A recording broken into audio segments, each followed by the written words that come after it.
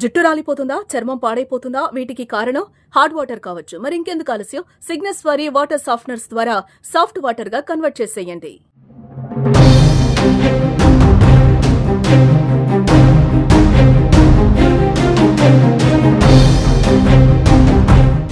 విద్యార్థుల దశ నుంచే ఏదైనా నేర్చుకోవచ్చు. మంచి అలవాట్లు ముఖ్యంగా విద్యార్థి దశ నుంచే అవన్నీ మొదలవుతాయి. కాబట్టి ముఖ్యంగా కూడా విద్యార్థులందరూ కూడా ఒక సెలబ్రిటీ కానీ, లేకుంటే ఒక పోలీస్ ఆఫీసర్ కానీ, ఒక కలెక్టర్, ఐఏఎస్, ఐపీఎస్ ఇట్లాంటి వాళ్ళని కూడా చాలా మట్టుకు ఆదర్శంగా తీసుకుంటారు.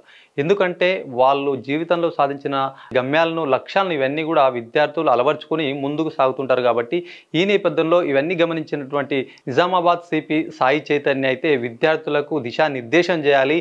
విద్యార్థులకు డ్రగ్స్ గురించి కానీ, స్మోకింగ్ గురించి కానీ ఇట్లాంటి విషయాల్ని తెలియజెప్పే ప్రయత్నంలో భాగంగా కూడా నిజామాబాద్ జిల్లా డిచ్పల్లి మండలం సుద్దపల్లి ఆశ్రమ పాఠశాలకు వెళ్ళి విద్యార్థుల్లో కలిసి భోజనం చేయడం, వాళ్ళతో కలిసి కూడా అన్ని విషయాలు మాట్లాడి వాళ్ళ లోపల ఒక సంకల్ప బలాన్ని కావచ్చు, వాళ్ళ లోపల ఒక మంచి విషయాన్ని బోధించే విధంగా కూడా ఆయన సందర్శించినటువంటి విషయం.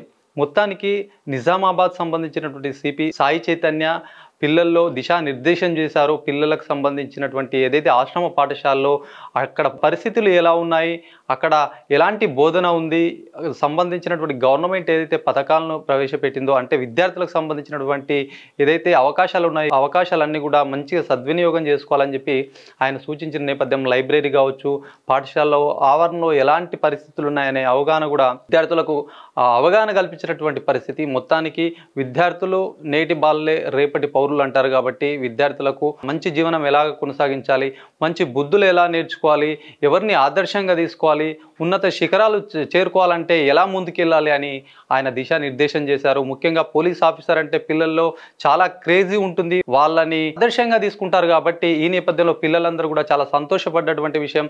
సాయి చైతన్య అక్కడికి సందర్శించడం, వాళ్ళతో కలిసి మాట్లాడడం ఇవన్నీ కూడా పిల్లల్లో చాలా ఆసక్తిని రేపాయి. ముఖ్యంగా కూడా యువత ఈ రోజున పెడదారి పడుతుంది. కాబట్టి అన్ని కూడా యువతకు సంబంధించినటువంటి అన్ని ఏదైతే నిషేధిత మత్తు పదార్థాల గురించి కావచ్చు, స్మోకింగ్ సంబంధించినటువంటి అంశాలపైన కూడా ఇప్పటి నుంచే విద్యార్థులకు అవగాహన కలిగిస్తే వాళ్ళు రేపు పొద్దున కూడా మంచి సొసైటీలో మంచిగా బతకడానికి కానీ, మంచి లక్ష్యాలను ఏర్పాటు చేసుకొని ముందుకు సాగడానికి కూడా చాలా ఉపయోగపడతాయని చెప్పేసి సాయి చైతన్య తెలిపినటువంటి విషయం పైన విద్యార్థులందరూ కూడా సంతోషం వ్యక్తం చేశారు. వాళ్ళ తల్లిదండ్రులతో పాటు జిల్లా వ్యాప్తంగా కూడా హర్షం వ్యక్తం చేస్తున్నటువంటి పరిస్థితి.